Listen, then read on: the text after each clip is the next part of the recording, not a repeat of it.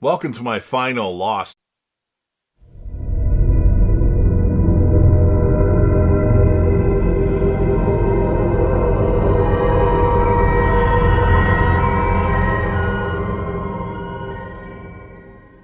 Season 4 episode review videos. This will include part 2 and part 3 of Season 4 since they both aired on the same day. Needless to say, this is going to be a long video. Before I get into all that, though, pretty important, if you aren't caught up to the point where I am in rewatching or watching Lost, or you're just not entirely sure, then you definitely need to take the initiative and pay attention to the episode's title, which of course I'll mention, as well as put in the description. If that happens to be the case, you find that you're not caught up, it would be my recommendation that you don't watch this detailed review any further to avoid any potential spoilers. And full disclosure, I've already seen the TV series of Lost 3 other times.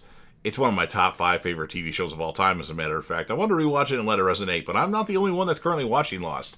The legendary Crazy Coffee Man, who you see in my comment section for Dexter, Dexter Original Sin, Dexter New Blood, Breaking Bad, Lucifer, and some physical media related videos, is actually watching Lost for the very first time. So join us on the journey and let's discuss this awesome and amazing show in the comment section. However, I don't want to see any spoilers past this episode. So with all that said, this will be Lost.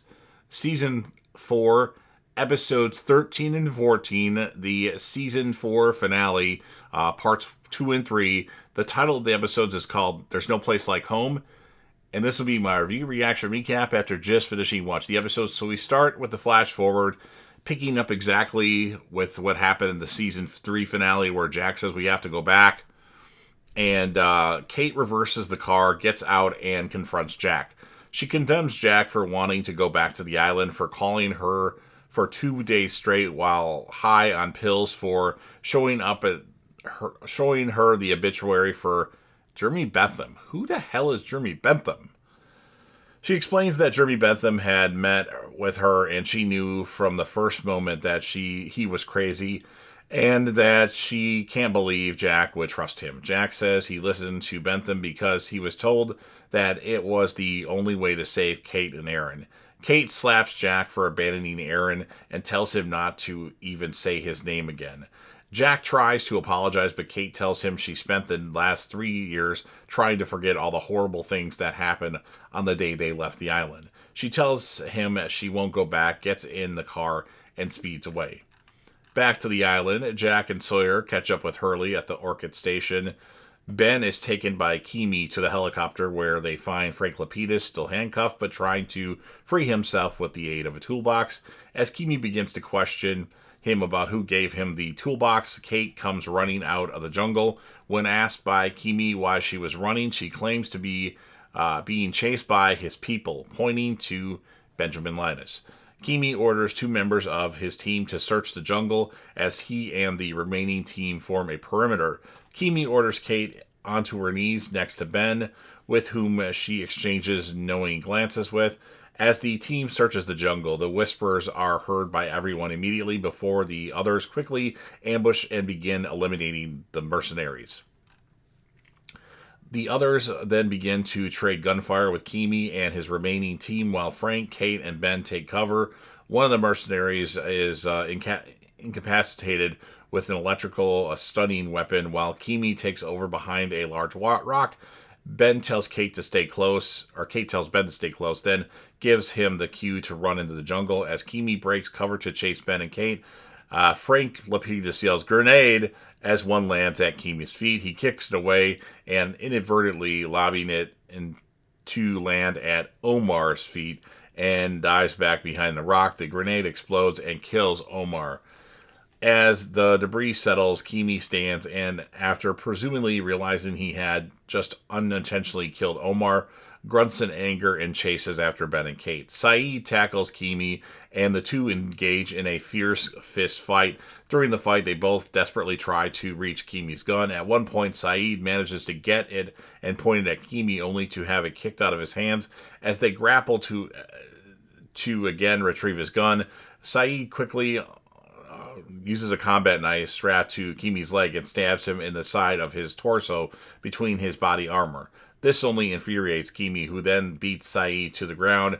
As he bends over to retrieve his knife, Saeed hits him from behind with a tree branch. The fight continues, and eventually Kimi actually gains the advantage. pinning Saeed and strangling him with the tree branch. Just as Kimi appears to be killing Saeed with the branch, Richard Alpert arrives and shoots Kimi 4 times in the back. The rest of the others emerge out of the jungle as Ben and Kate come running back.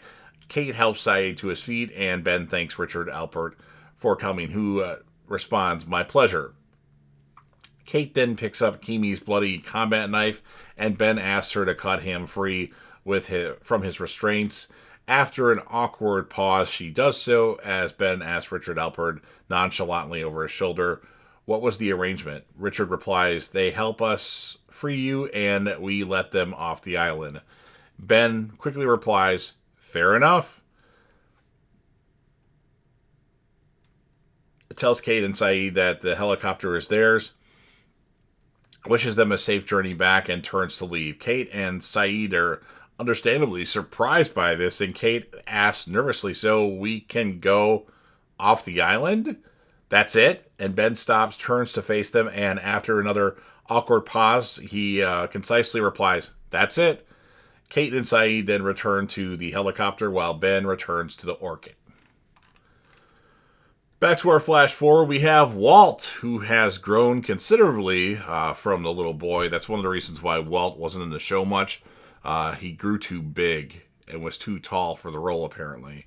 But Walt visits Hurley in the mental institution with his grandmother standing by to make sure Hurley isn't dangerous. Walt asks why nobody came to visit him after their rescue. Hurley apologizes, but Walt adds that one person did come to see him. Jeremy Bentham. Who the hell? Walt asks why the Oceanic Six are all lying. Hurley whispers that they are lying to protect the people that remained on the island, like my dad, asks Walt, and Hurley's like, "Yeah, like your dad," replies a visibly nervous Hurley at that point. Locke is trying to locate the elevator to the underground area. Locke tells Jack that he has to lie when he gets off the island to protect it. Locke also tries to persuade Jack to stay on the island and fulfill his destiny, suggesting that the island is a place where miracles happen. Jack argues that there are no such things as miracles. Ben finds Locke with Jack, and Locke is unable to locate the entrance to the elevator because he doesn't know what it looks like. And Locke has not yet explained to Jack that they are going to move the island, but there is no time. Ben shows Locke where the aneurysms are, and they enter the elevator and they descend. Sun tells Michael she's pregnant. Michael finds a canister of liquid nitrogen, and after explaining his plan to Jin and Desmond, sprays the nitrogen on the bomb's battery to freeze it and prevent electrical current from igniting the C4. Desmond found rigged to the boat. While he buys time before the bomb goes off, Desmond and Jim frantically search for a way to safely disarm the explosive. Daniel Faraday comes back from the freighter with an empty raft. He tells Juliet about the freighter and how it's going to try to get as close to the island as possible. And then Faraday goes to get water while Juliet is sitting next to the group that's ready. She thanks him for helping the survivors. Miles is helping himself to food supplies under Rose's watchful eye, and she's not happy about that. Charlotte is packing her bag. Daniel Faraday arrives and tells the two of them that he will be making his next trip in 10 minutes and that they need to be on the boat. Miles tells him that while he realizes the situation is dire, he's going to stay on the island. Daniel Faraday then leaves to continue preparations for the next trip. Miles is surprised that Charlotte wants to leave the island after all the time she spent trying to get back to it. Charlotte asks what he means, but Miles is evasive. John Locke and Ben exit the elevator and find themselves in the Orchid Station. As they walk inside, Locke observes the various equipment and a nearby television. He looks to Ben and asks, Is this the magic box? Ben looks back at John Locke with an absurd look and answers, "No, John, it's not." Ben then offers Locke a videotape to answer all of his questions about the station. Locke puts it in the television, and Dr. Edgar Halifax, which is actually Pierre Chang, appears. In the video, Halifax explains that the Orchid is not really a botanical research station. Instead, the Orchid was designed to investigate unique properties of the island. These properties create a kind of Casimir effect. He points to a white triangular door calling it the vault. Halifax explains that the vault was constructed adjacent to what they believe to be the pocket of negatively charged exotic matter. Halifax then warns the viewer never to place any metal objects inside the vault. Halifax then places a white rabbit inside the vault, closing the doors and stating that they will send it 100 milliseconds in the future. Then the VCR starts rewinding by itself. Lockwood looks back at Ben and sees him piling metal objects inside the vault. The elevator starts to ascend suddenly, and Ben asks John Locke if he can have his weapon back. We have Frank, Jack, Kate, Sawyer, Saeed, and Hurley board the helicopter and take off to the freighter. Frank Lapidus notices that the helicopter is leaking gas from a stray bullet hole. Because fuel is so low, Frank doesn't think that they'll make it to the freighter. He tells them to throw out anything that isn't bolted down. The passengers follow his orders, but he claims that losing another few hundred pounds wouldn't hurt. Hurley is visibly distressed by this. After sizing up the situation, Sawyer whispers in Kate's ear something which sounds like, "I have a daughter in Alabama. You have to find her and tell her I'm sorry." He kisses Kate and then jumps from the helicopter, enabling the rest of the passengers to make it to the freighter. Charlotte approaches Daniel Faraday and tells him that she is going to stay on the island for now. Faraday points out that now on the island could mean forever. Charlotte responds, "Would it make any sense if I told you I'm still looking for where I was born?" They part affectionately, with Charlotte pronouncing his name as Danielle, and Daniel, now alone, goes back to the crowded raft. Juliet tells Faraday that she will not leave the island until everyone else is safe, or everyone is safe aboard the freighter, reassuring Faraday that we'll still be here when you get back. Faraday seems troubled. He boards the raft with a few survivors and leaves for the freighter again. The elevator descends again and opens to reveal Kimi is actually still alive. Kimi pulls out a knife and carefully enters the Orchid. He begins to explain to Ben, who is hiding away, that if Ben kills him, the entire freighter will be destroyed, as he actually has a heart rate monitor on and many innocent people will be killed. While he is speaking, the Orchid orientation video is running properly and is visible in the background on the monitor on which John Locke has been viewing it earlier. Halifax's subdued voice is detectable at one point, and Kimi begins to mock Alex's death, but suddenly John Locke appears. Locke explains that he has no conflict with Kimi and that Kimi should allow the innocent people on the freighter to leave. Ben, noticing Kimi is distracted, charges cut with his collapsible baton and attacks, knocking the knife from Kimi's hand. Kimi tries to bend down to grab the knife, but Ben hits him again, causing him to stand right back up. Ben then whacks Kimi in the face, knocking him down. Once Kimi is knocked down, Ben grabs Kimi's fallen knife and stabs him twice. Locke pulls him off in an attempt to save Kimi and those on the freighter, but the damage is done and Kimi is left dying. Locke tells Ben that he just killed everyone on the freighter, to which Ben coldly responds, "So?" And that's what ends part 2 of this season finale of Lost.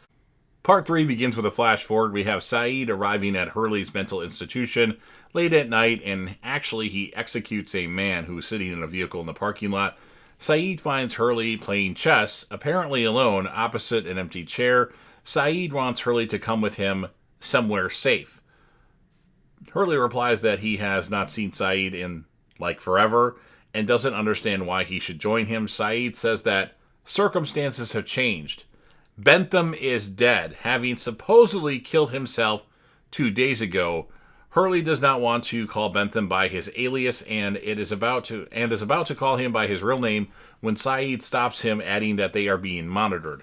Hurley says that he has been having regular conversations with dead people, and the last thing he needs is more paranoia. Saeed replies that he has just killed a man who has been watching Hurley for a week and that paranoia keeps him alive. Saeed assures Hurley that they are not going back to the island, merely somewhere safe. Hurley accepts, but just as he is about to leave the room, he makes one more move on his chessboard and says, "Checkmate, Mr. Echo." Interesting. Kimi tells Ben that Whitmore will find him. Ben replies, "Not if I find him first." Despite Locke's best efforts to save him, Kimi, unfortunately, dies. And then when Kimi dies, The bomb is armed, but it does not explode immediately due to Michael keeping the battery cool with the nitrogen. With the bomb armed, Michael tells Jin and Desmond to leave, but Jin stays behind to attempt to determine a way to disarm the bomb.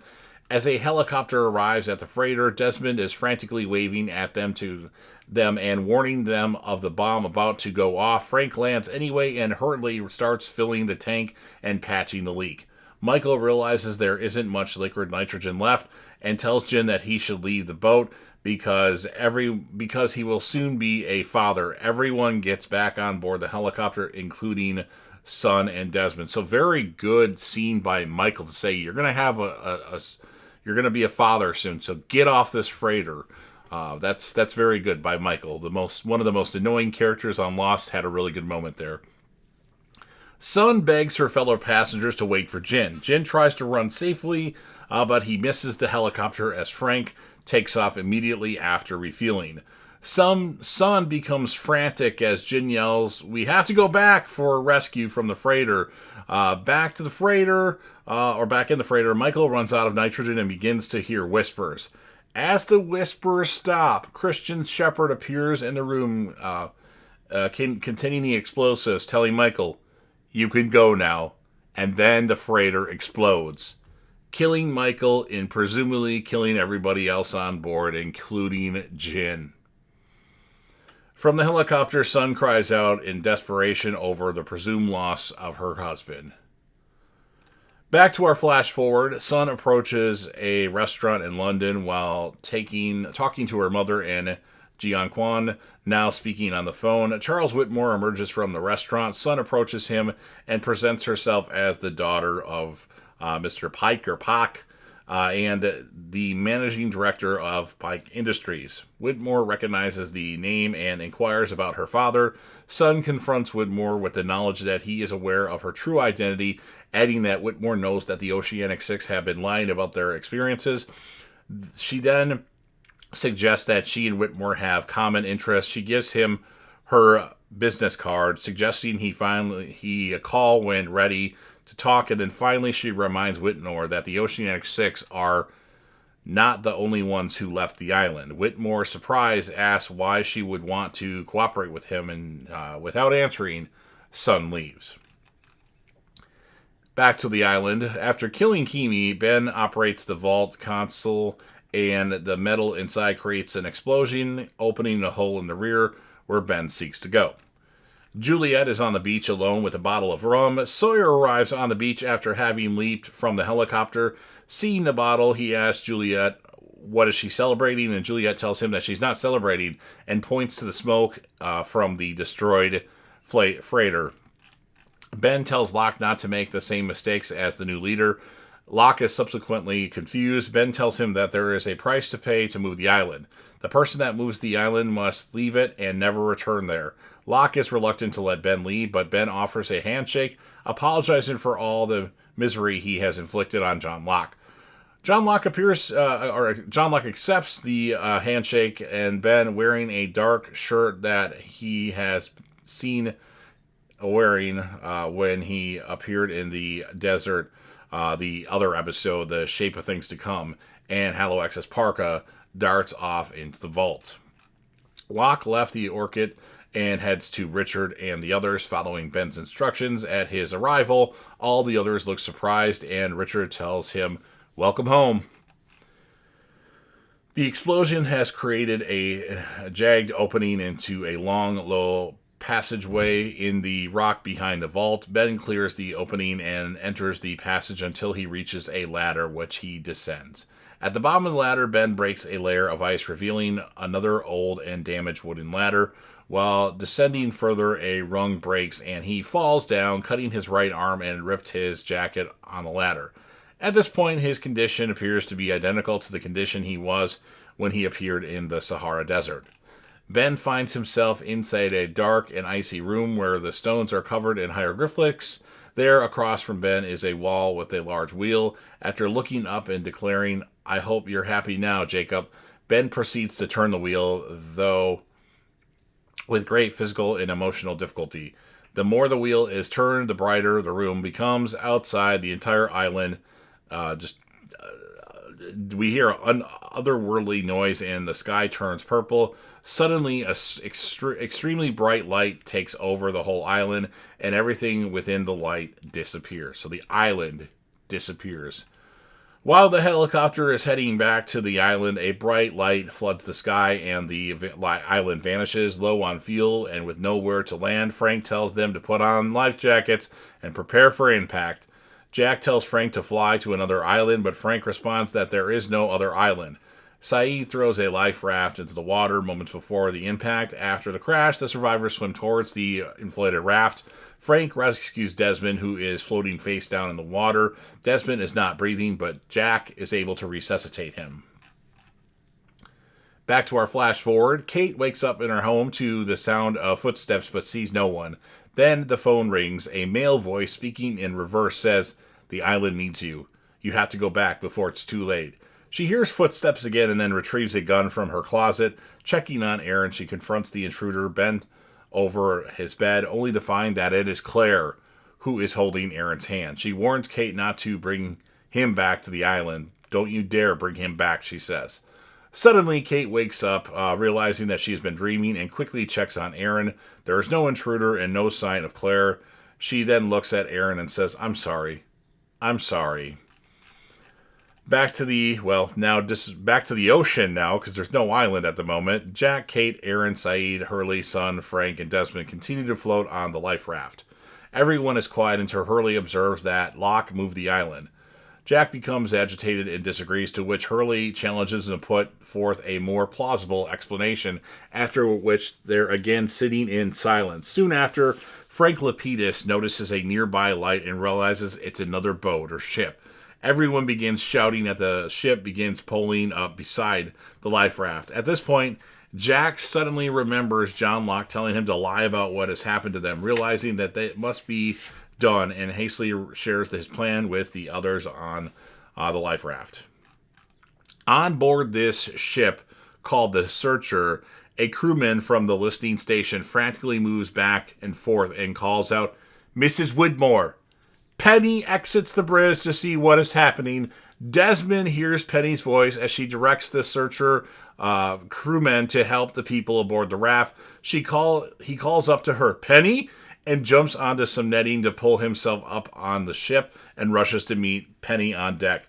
Penny says she found him from his phone call, as she has a tracking station. Reunited, Desmond quickly introduces Penny to the others from the life raft. Jack tells Penny seriously that they need to talk, or seriously, we need to talk.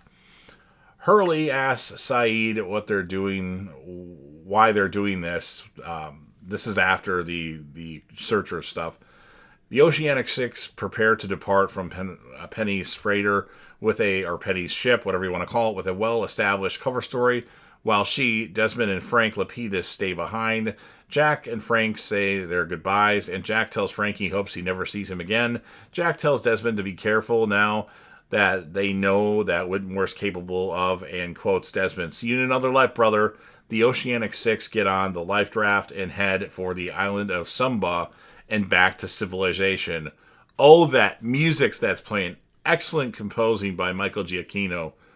And then we have a flash forward. Jack, still apparently drunk and high, drives to the funeral parlor after hours. He breaks in and approaches the casket, noticing that no one has signed the release form for Bentham's body. Benjamin Linus suddenly appears in the room. Jack says that Bentham had told him Ben was off the island. Jack and Kate having spoken to Bentham about a month prior. Bentham had said that after Jack left the island, some very bad things happened, and it was Jack's fault for leaving. Bentham added that Jack has to come back. Ben replies that he has heard about Jack riding passenger planes, hoping they'll crash. Ben describes this as very dark. Ben tells Jack that he is here to let him know that the island won't let him come alone. All of you have to go back. Jack says that he doesn't know where Saeed is. Hurley is mentally unwell. Son blames Jack for Jin's death, and Kate won't even talk to him anymore. Ben says that this is the only way. All of them have to do it together, and that Ben has a few ideas about how it is to be done and is willing to help. However, he specifies that all of them must return. including the deceased Bentham, who is revealed to be John Locke. Locke is dead. What the fuck? And that's what ends season 4 of Lost. So we will see John Locke a lot. He will be in the show for the rest of the series. But there's some interesting developments with John Locke's character. Obviously, we know there's flashbacks in Lost, so we'll see Locke in flashbacks. So the whole cast in this finale did really good. I mean, I'm going to give the episode a 9.6 out of 10. I mean, to me, the standout character was Ben. Just the moments with Ben seemed to matter more. Jack did good, but I feel like Ben. And then I have to give special consideration to Sun. I mean, it's not hard to act when you think your TV show husband is dead. Sun did a phenomenal job. Rest in peace to Jin. Rest in peace to the biggest asshole in Lost, Martin Keamy.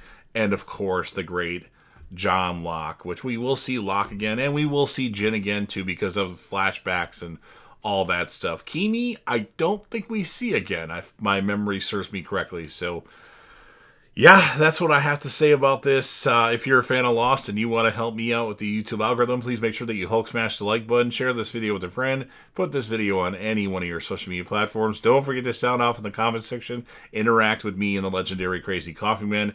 What would you score this finale 3-part episode, I guess, but the last 2 parts aired on the same day. Who would be your character or characters of the episode? I mean, the whole cast did amazing, but I feel like Ben was the standout character, in my opinion. And then anything else that you want to add, make sure you ask the legendary Crazy Coffee Man a lot of questions. He puts a really good episode breakdown. Make sure you Hulk smash that thumbs up button for the legendary Crazy Coffee Man. And then last but certainly not least, don't forget to hit that sub button. You're watching the video anyway. Subscribe to the channel. Help me get over 100,000 subscribers. Join the team. Show your damn support and be a part of something special. And you never know what you're going to see on JDev TV.